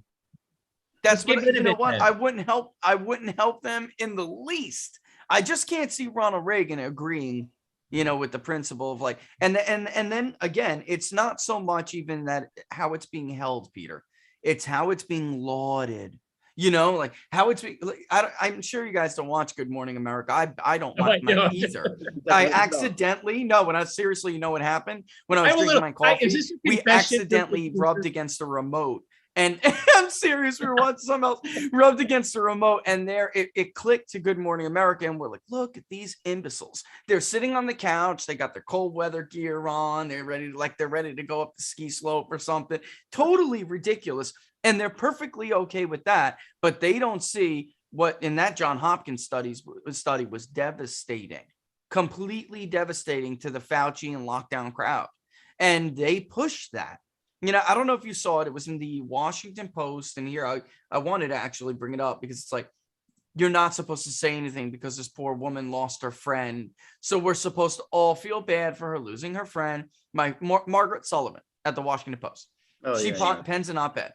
My former colleague, the beloved, and I'm going to get her real name, Miguel Rodriguez, died Monday at 47. I don't know if you ever listened to Joe Rogan's podcast. I do know that with 900,000 Americans dead of COVID, The misinformation spread there is inexcusable. My column, no paywall. And I quote tweeted and put, because this is important, because I'm not trying to knock anybody, but this is the reality. I am trying to knock the media. I'm saying I'm not trying to knock the dead, but it is a reality. Nobody pushed more COVID information than big media, sponsored by big pharma. Lockdowns, school closures, risk to children, efficacy for treatments and vaccines, immunity, whether it's natural versus vaccine, and so on and so on and so on. And then I mentioned the Johns Hopkins study. Sadly, they pushed all of that misinformation, gentlemen. And I'm sure Miguel was a very nice guy, but the fact is he was grossly overweight. Well, that's it. And instead of talking about the reality of this disease and health, like maybe you should not be unhealthy and grossly overweight. You know, don't drink too much, don't eat too much, right? I mean, take care of your body, and then COVID is like minimal risk to you. You know, I mean, it is first a pandemic of the elderly, and second, a pandemic of the unhealthy, mostly obese. Yep. So, you know, that is the truth. But she's got the nerve to publish something like this after, you know, her ilk basically lied to the country for years over this pandemic on everything. Right. Everything. And I also agree with you, Richard. I agree with Peter but about. She'll cheerlead for the Olympics, by the way. But that's my point. Athletic but the point is that China is the source of the virus. I mean, it's the source of the virus, and I think it's the Wuhan lab, and the Chinese have not been forthcoming about this, and they've been very deceitful about this, and they locked up that database, so we can't even check what the hell they were doing in that lab. Right. So, you know, one of the reasons that we haven't been able to address this virus is that we still don't really know what the hell they were doing in that lab. But you know, the evidence is clear that they were essentially doing this gain of function research, making these viruses that much harder to fight against. And I think China has just skated. I mean, you know, they walked away from this. It may well be because the United States was involved in financing this exactly research. Yeah, absolutely. Yeah. That's what DARPA shows. Yeah. That's what those records that from DARPA show. That we were in on this with them. Yeah. I mean, that was the biggest story since the pandemic started. And instead they attacked James O'Keefe and removed the Twitter account for Project Veritas. Let me mention one more thing about the Olympic Games here. You know, I think it would be fair game to question, why is NBC reporting on the games, so much on the games in the United States? Why didn't you go to China yourself? Okay, I think that's a fair question to ask. Okay, okay. Bravo. I mean, so you show the pageantry of it. It's pretty, okay, fine. But I mean, you know, you don't throw spitballs back and forth and make these claims when you're doing it. You're wearing your own parka in Washington or Los Angeles or Hollywood. You know, I mean, come on. I mean, that's for me is that is the dishonesty about it here. When you know. We can talk about geopolitics or we can talk about sports. And when it comes to the origins of COVID, George and I have talked about this endlessly. I'm surprised we're still on YouTube. There's a lot of culpability with the Faucis of this world and others, you know. That's why we haven't found out and may never find out, okay? Because there's just too much interconnection. This is all, by the way, folks, this is all public knowledge too. Right. And I think the Biden administration, for them to say, well, you know, it could be this, it could be that, who knows? Yeah. I mean, guys, you have this, you know, I don't know how many billions the United States spends on its intelligence gathering. And for all of this, you still can't draw a conclusion of, well, was it in the wet market with all these funny animals around, or was it in the this Wuhan lab? We just don't know. You know, that's it. You know, sorry, we just don't know. Well, I mean, then fine, then get rid of all the intelligence services, because we might as well just go back to, you know, reading, you know, magazines and, you know. Well, George, why don't we have these like national defense assessments and all of that, like they used to do it in the old days before Obama changed the rules and Brennan changed the rules. Have an investigation and then have a dissenting section saying, well, not everybody agrees, but I mean, at least convince us that you tried to find out. Okay, they haven't even done that. Right. let me make a point about that, because again, this brings us to the former president. Once he lost his reelection, the likelihood of finding the truth went way down, because even before he left office, the State Department had a group of investigators, and so did John Ratcliffe. He was spearheading something as the director of national intelligence. This is where the media was so grossly dishonest with the people. They are the enemy of the American people. I'm sorry, they are. There is nothing they do at this point of value. They really don't. They mislead every chance they can get, because both officials at the State Department, and DNI, of course, is going to be less forthcoming with information that they gather. It's just the nature of that agency. But even still, they were, I would say, more open about what they were finding and learning, than in typical topics, of course, because of what they do. And yet, anyone in the media who wanted to hear the story of what the administration, the Trump administration, was finding between those two agencies, those two departments, whatever you want to call them, they would have told them. And the fact is, even before the man left office, and by November, really, it was getting clear that the information they were gathering pointed to that this thing was, in fact, developed. Like we said, I don't want to be the reason you get off of YouTube finally, so I'm not going to go too into detail. But the administration was willing to tell everyone who was willing to hear the story, and yet the New York Times, the Washington Post, and even Fox News continued with the wet market lie. Speaking of Lindsey Graham, he got a briefing on it, and he still was talking about the wet market. Yeah. That's right. This is the That level says a of lot more about dishonesty. Lindsey Graham than anything else.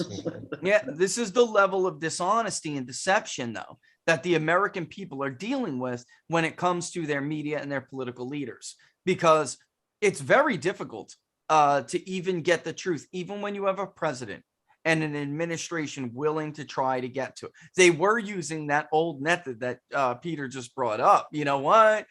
Put together a team, investigate it, give me a report. You had two different government entities doing it, and yet the media had no interest in any of their findings. It was incredible. And it was all because they were so desperate to score points against Trump, because Trump was suggesting that the origin was this Wuhan Institute of Virology. Therefore, it must be wrong. Therefore, it has to be the wet market. Trump said this without evidence. Always without any basis. They have to stick to that, and so that's it. So he had a basis, though. That is the point. He had people telling him this is in fact the most likely scenario by far. This is what our investigation is showing. The media just didn't want to tell people about it. They knew. Yeah. They knew. And because of what, George, you nailed it. It came down to that was not as important as defeating Donald Trump. Yeah. This is the level of classlessness that we're dealing with, and immaturity that we're dealing with. With this, we could also just say this is how Russiagate. Remember, what's wrong with getting along with Russia? Remember that line, which is kind of a very simple question, and normal. Yeah, what's wrong with that? Russiagate poisoned the well for a generation. Okay, and even Republicans like Lindsey Graham, they can't help but take the nectar, and imbibe it. Okay, it's just easy to do. Okay, it's a no-brainer. Okay, but what happened is that by poisoning the well, is that now the Biden people have to deal with it, and they have to drink from it too. And I'm not sure they particularly want to, but they have no choice now. Okay. I mean, George and I incessantly talk about how good leaders never take options off the table. You accumulate options, and that gives you more power. And this is what's happened here. We have no options except for to go to a dead end and maybe a war. I mean, that's how bad it is. Maybe a war. Right. So I got a couple of interesting comments here. We have Ryan Baudouin says this administration does not pivot and will not. They're going to double and triple down while everyday average people suffer. The pig gets fatter. That's The pig gets wetter. I think it's true. We always get the best viewers, George. Yeah, I think so. Pig gets I wetter. tell you what, he's right. I think sadly he's probably right. They're not. I mean, we have no reason to believe that they're going to pivot at all. And guys, I'll give you the link. You should check it out. And anybody who's watching, check it out. Go look at what people told us about food shortages this month, about inflation, the cost of inflation, how much they're paying, significant or modest increases with all of these different groups of foods. It's insane. You know, I mean, you're telling me, and where's meat? And I'll look at it here. For shortages, meat and poultry, we asked, we'd like to know whether you've been impacted by supply chain issues. Have you personally experienced empty shelves or shortages when shopping for each of the following products? And then we just gave them a list of products. 26% said yes, regular shortages to meat and poultry. Another 44.8 said occasional. It's really basically like this across the board. And when it comes to price increases, which we followed up with, we said we'd similarly like to know whether your finances have been impacted by supply chain issues. Have you personally experienced price increases for the following products? And then we gave them the same list of products.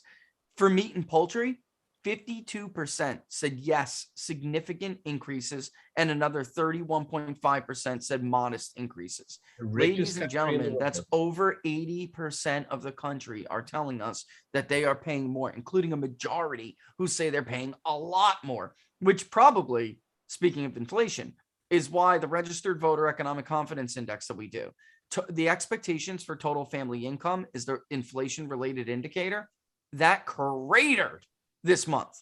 Cratered. It's supposed to go down and up a few points. It's not supposed to be volatile. It collapsed 10 points. So people are telling us now where, business conditions and the jobs market, we had seen erosion there, but total family income wasn't that significant. It's declining, but it wasn't that significant. And the bottom just fell out this month, which tells us people don't expect 6 months from now, they're even going to be able to afford that meat, that poultry, canned goods, vegetables, fruits, paper products. We asked about all this stuff. Horrifying numbers. Horrifying. And but Richard, don't you know it's all because of COVID? And which is, yeah, I mean, it's as if you can't look up the CPI and see that's not true.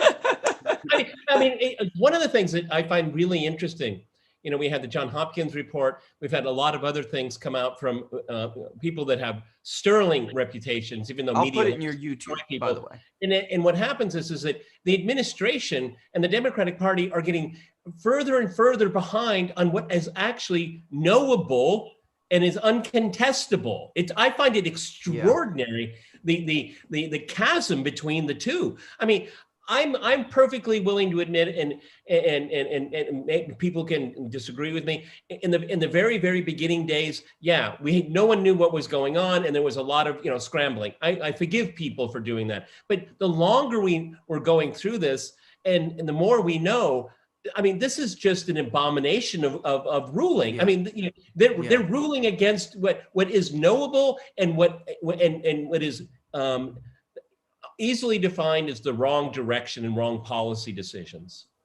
Yeah. I that was well put, Peter. Well put. At this point now, I think listening to Fauci and company was Donald Trump's probably his worst mistake ever. But at this point, I mean, that was then. And this is now. And there were those of us who were skeptical, simply because, we're naturally skeptical of government. We looked at history and we said there is no comparable situation on the historical record where you could say a government did this and by force halted commerce, even though there has been periods of human history where far deadlier diseases with far less treatment, and yet still you can't find a comparable situation. There will be deaths of despair. Like that Johns Hopkins report completely yeah. validated people like us who says I'm not at number John is Hopkins. uncountable. I'm not at John Hopkins. And George and I have said from the inception You didn't of have the to be, gaggle, right? we have said, when in history, during a pandemic, do you lock up healthy people? When has that ever happened? No one in the mainstream media can even say that simple thing, and it's historically grounded. That's right, and that's why you get this bizarre thing of now the denouement, which is everyone must be vaccinated, from tiny tots to people who are 100 years old, even though we know that the vaccine doesn't stop you from getting COVID, even though we know it doesn't stop you from transmitting the COVID. But everybody must be vaccinated because the unvaccinated are the embodiment of evil. It is the denouement of complete irrationality. And it's not a vaccine. It's not a vaccine. Yeah. And the CDC report that was out 2 weeks ago, they kind of just slipped it in there on a Saturday, talking about Delta, which, the media's favorite response to all these studies that we'll find, MedRx, Springer, Lancet, is their first thing is always, well, that's not peer reviewed. But they're ecological studies that look at this. Is not really even difficult math. For somebody like me, it's basic arithmetic, and anyone can really figure it out. They're just simply looking at, impositions of these mitigation measures. Did they have any impact? Did they not? And all of the evidence they have led on these later, larger studies by medical institutions, they led. So the people like us who were citing these, being called, pushers of medical misinformation, we were right and they were wrong. And yet the people who were wrong are still in charge. Their favorite thing is it's not peer reviewed. It's not peer reviewed. If you looked at the Springer study, which first looked at Omicron, and when you were just saying it's not a vaccine, they also had another one on Delta. And then the media completely pulls their usual, that's not peer reviewed. Gentlemen, they looked at almost every county in the United States, basically every county in the United States, which is almost 3,000. They looked at more than 60 countries.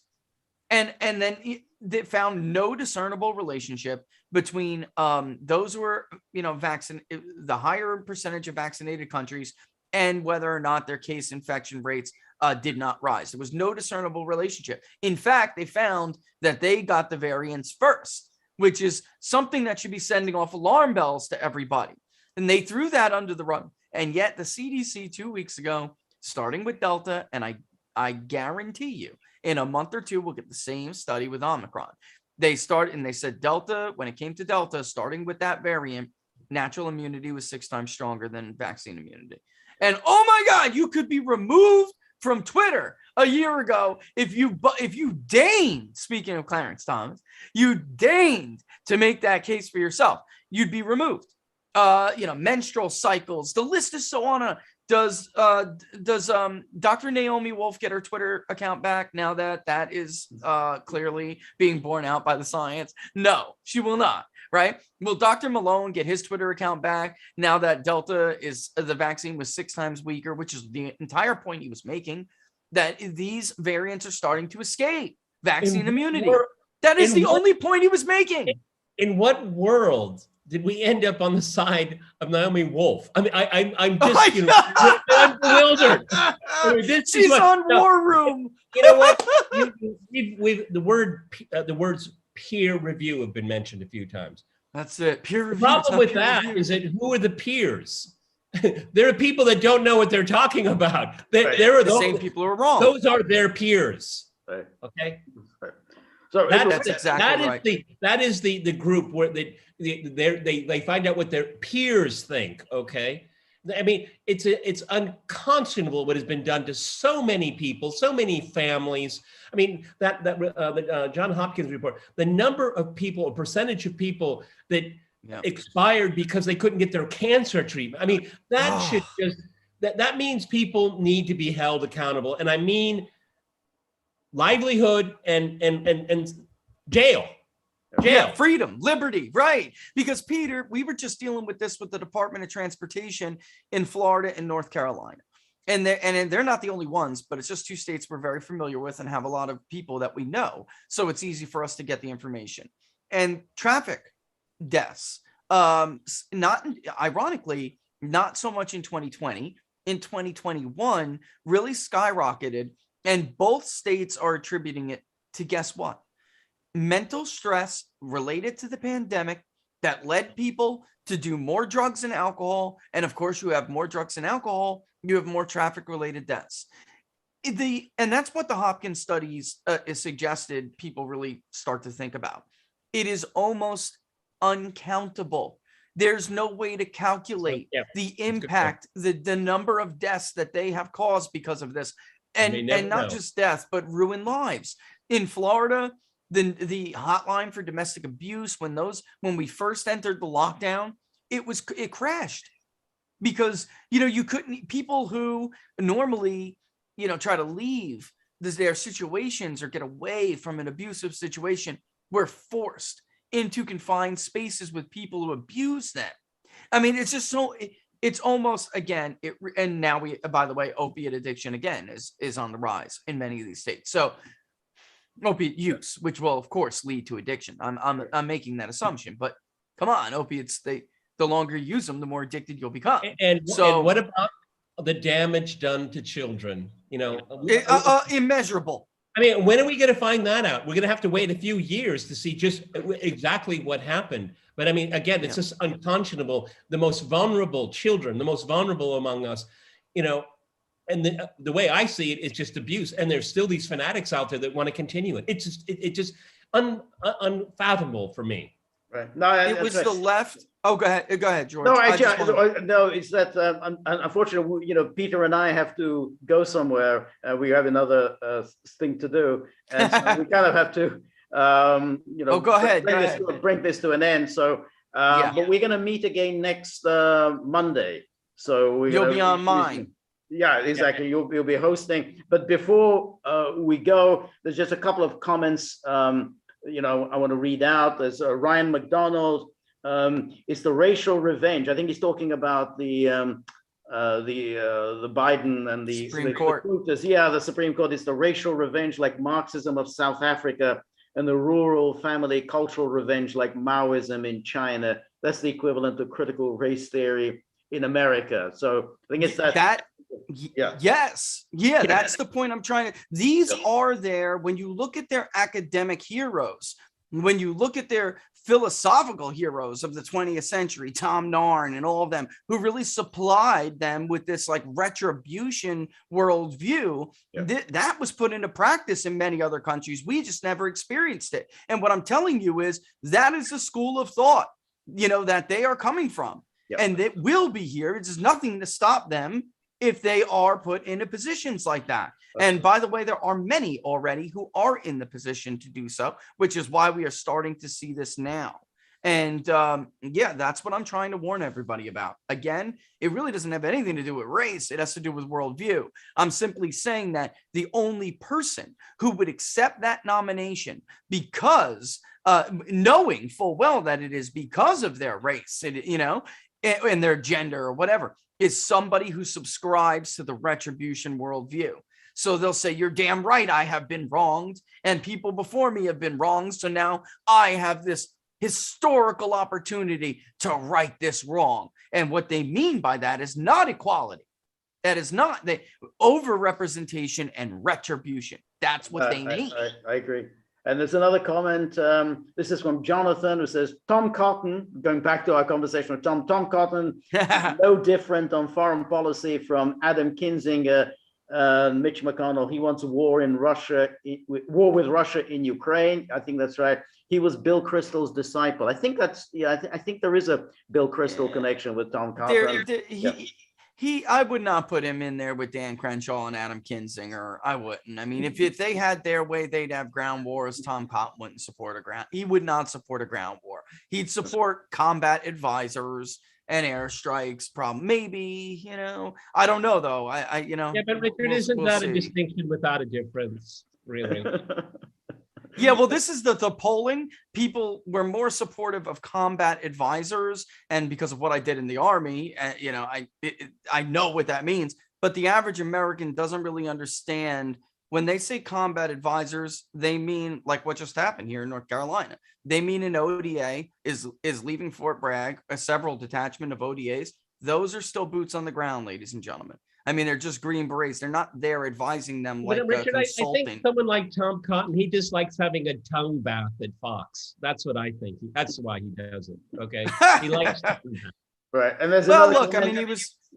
he was anti, going, sending more troops to Iraq. He was anti-Afghanistan, prolonging. So, I mean, I wouldn't put him in the same group with Kinzinger, who had a heart attack. You're right. He wrote a Yeah. book about the dead coming home. I mean, from what I've been told, it was quite moving and it was quite interesting. I give him that here. Yeah, it was. But what my problem with Tom Cotton is that he thinks he deserves street cred because he was against how the wars were conducted. I think he thinks is that he knows better how to conduct these wars. That's what I think, what bothers me about him. And it's just too willing to suck up to the establishment. I mean, of course, Iraq and Afghanistan where mistakes were made and all that. But I get the impression that if we just do it right with Ukraine this time, okay, that's fine. There's an awful lot of that kind of commentary, which is that, oh, well, yeah, the war was okay, and nothing wrong with waging that war. It was just that we didn't do it properly. We just made all these mistakes. If only George Bush hadn't done that and George Bush hadn't done that, we would have won in Iraq. And I mean, that's not the kind of a principled anti-interventionist policy. And just don't get confused. I'm not singing his praises. I'm just saying like he surprised me on some areas where I fully believed that he would be full bore Bill Kristol. So he didn't turn out as bad as like the McCains and the Grahams, and Graham shouldn't be in that category because he doesn't have military experience. But, and I'm, telling people to be skeptical of that Republican conservative. And look, I'm a veteran myself. I'm not trying to put veterans down. I'm just simply saying they have disappointed more than they have. Like Rand Paul said it best. If you're really a conservative, then how could you believe in nation building overseas if you don't believe in the competency of government at home?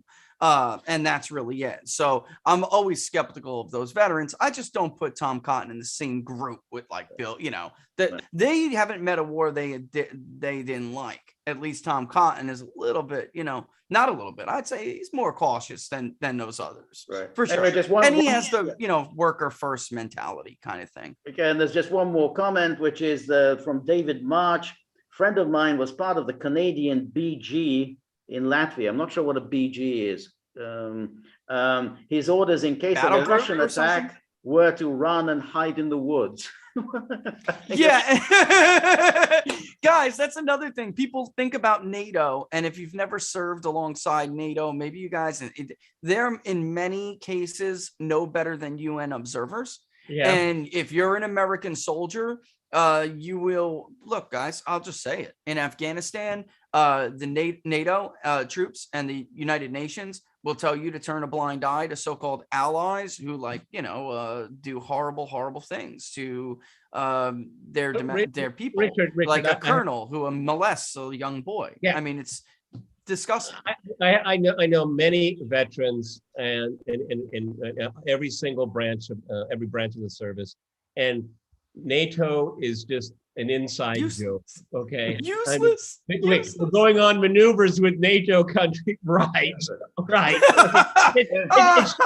It's only for NATO TV. Okay. Exactly. And NATO Good Morning World. Okay. TV show. Total joke. It's just propaganda. It's just for the cameras. Okay. Absolutely. Because when you ask them, we're going in the Mediterranean. Yeah, we're going to the Mediterranean on maneuvers. Great. There'll be nothing to do because they do nothing. Right. Hammock time. I mean, we kind of have to give it a wrap this now. Thank you so much, Richard. That was, again, fascinating conversation, always very, very valuable. We learned so much. And next Monday, we are going to be your guests, and that's going to be a lot of fun. So thank you, Peter, and see you all very soon. Remember, if you like the gaggle, please like, share, and subscribe. See you soon. Oh, bye, buddy. Bye-bye. All the best. See you.